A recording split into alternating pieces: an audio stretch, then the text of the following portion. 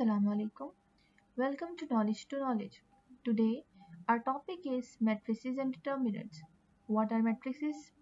What are determinants? Today, we will learn about matrices.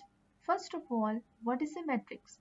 Matrix is basically an arrangement of numbers or alphabets in rectangular brackets in a specified order.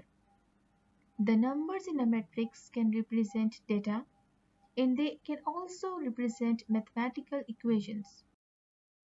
For example A है matrix हमने लिया है 1, 5, -4 and 3. B हमने लिया है 1, 2, -4, 3, -6 and 5.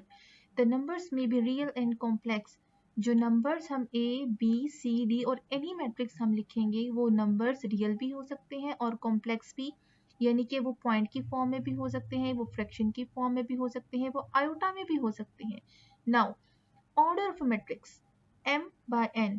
Here we have m is equals to number of rows, n is equals to number of columns. अब हम देखते हैं कि rows क्या है और columns क्या है. For example, a हमने लिया 1, 5, -4, 3.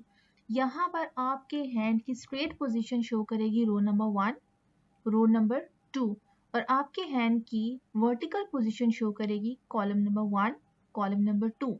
यहाँ पर रो नंबर 1 में हमारे पास नंबर्स हैं 1 एंड 5. रो नंबर 2 में हमारे पास नंबर्स हैं -4 एंड 3. अब हम कॉलम को चेक करते हैं कि कॉलम में कौन सी वैल्यूज हैं. कॉलम नंबर 1 में हमारे पास है वैल्यूज 1 एंड -4. कॉलम नंबर 2 में हमारे पास वैल्यूज हैं 5 and 3. Here m is equals to number of rows, यानी कि m हमारे पास 2 है, रोज हमारे पास 2 है. एंड नंबर ऑफ कॉलम्स, वो हमारे पास कितने हैं, 2 कॉलम्स है हमारे पास. So here we have n is equals to 2.